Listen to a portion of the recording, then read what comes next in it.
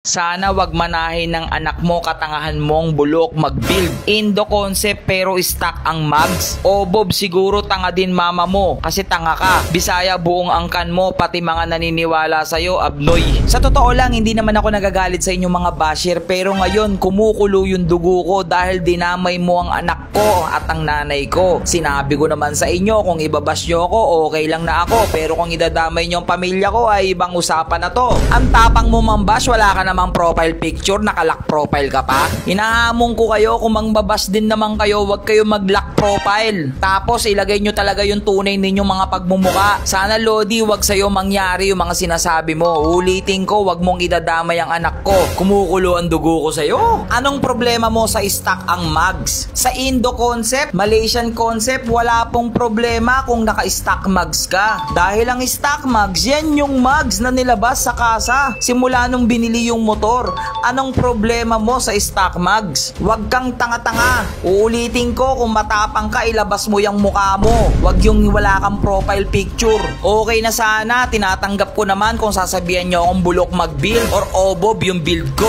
Okay na ako doon kasi nga, hindi nyo na dinamay yung Bisaya pero dinamay mo naman pamilya ko. Ayos ka rin, idol, kumukulo yung dugo ko sa'yo. Pero syempre, kailangan natin magpatuloy. Kaya dahil nilait mo ko, nilait mo yung stock mags ni Lucy na napakaganda. Dahil dyan, papalitan ko na para wala ka masabi. Ito nga pala ang CNC mags ni Motaro 5 spoke. Pang sniper nga pala ito, walang pang raider para dito. Kaya matinding conversion yung gagawin natin dito. Pinili ko pala kulay itim. Gusto ko rin ang kulay silver pero kasi madali lang naman mag-silver. Ang mahirap ay magpalit ng kulay. Hingi rin po ko sa inyo ng suggestion kung ano po ang bagay, silver po o itim. Pero natitipuan ko kasi yung itim para kasi siyang street GP kung titignan po natin. Pero syempre, iba pa rin pag nakakabit na. So yun, nandito na tayo kanila Kuya Russell. Kaso wala si Kuya Russell, ang anak misis niya.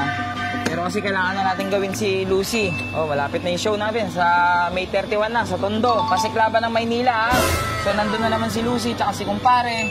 And si Diwata. 50-50 pa kasi wala pa yung decal si Diwata Pero kung dumating yung decal si Diwata, automatic kasali rin siya doon.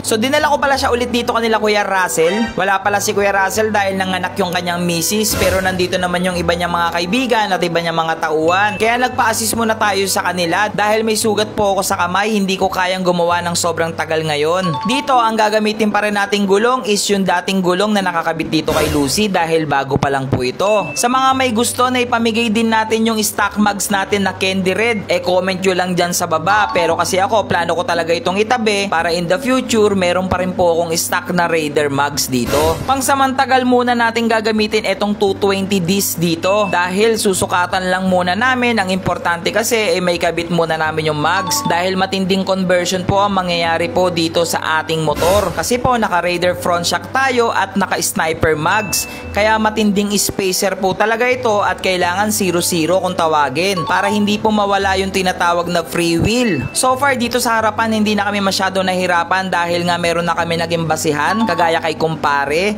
dahil si Kumpare naka sniper conversion din po. Kung makikita nyo po yung preno na gamit natin dito is 2-pot lang. Sa Indo concept po kasi or sa street GP na tinatawag hindi po pasok yung 2-pot para sa harapan. Normally po talaga 4-pot po yung ginagamit dyan. Pero ulitin ko lang, unahan ko na po yung mga basher, pang samantagal lang muna yan dahil wala pa tayong budget pambili ng mga ibang pyesa. Ang importante lang ay makakabit natin yung mags at umiikot ito ng maayos. Ganun din dito sa likuran, nagpalit din po kami ng rubber damper na tinatawag at ganun din po sa ating flange hub o yung kabitan ng kadena or ng sprocket.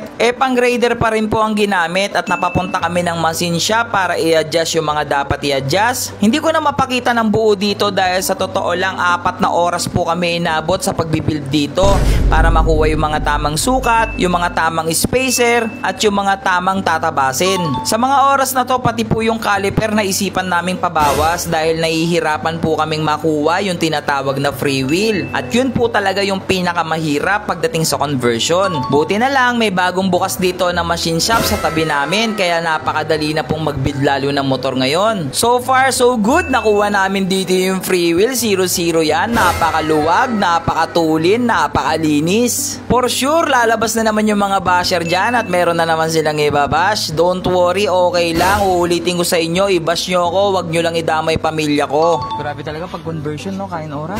Try natin to. Tingnan natin. Lang yan.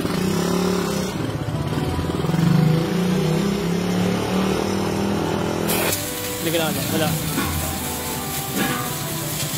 Kumusta? Pwede tayo. Pwede tayo, montage mo na to. Sige, tara.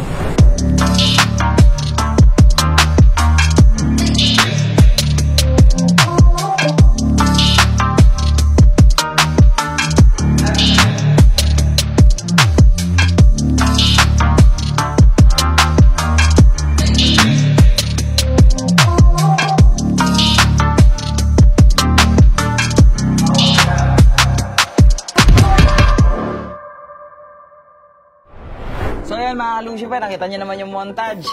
Ay grabe, sakit talaga sa ulo ng conversion pero pag natapos mo naman, satisfying. So bakit kami nagko-convert ng sniper kagaya ni kumpare, naka-sniper mags din siya? Mas marami kasing option sa sniper. Like sa disc, makapaglaro-laro tayo ng 260, 220, 247, 267. Makapaglaro-laro tayo ng disc. Ganon din sa likuran. Makapagpalit-palit din tayo ng disc. Tapos nun, syempre, dahil naka-sniper conversion na tayo, mas marami ring option sa sniper mags. Iba-ibang mags. Sa Raider kasi, iilan lang yung nalabas. So ngayon, mas marami kaming option to convert. Ay, babash na naman ng basher. Indo concept, tas ang liit ng disc. Easy ka lang. Ang goal namin ngayon is ma-convert namin ng final. Nang convert ng final. Ngayon, at least ngayon, mas madali na kami mag-adjust. Disc na lang yung problema namin. So ngayon, mag-upgrade tayo ng disc. Inunahan ko na yung basher eh. Nakita mo yung disc? Ang laki, di ba? Ang laki ng mukha mo, di ba? Yun. So, hanggang dyan na naman yung video natin. Parate naman nung ating Indo concept ngayon. Okay? Comment din kayo kung bagay silver. Kasi, ano ko to? Stripsol. Ilulubog ko dun sa chemical. Yan. Kung para maging kung comment. Or kung itim na lang, okay din. Yan. Kaya panoorin nyo yung montage, ha? So, hanggang dyan na lang, puso!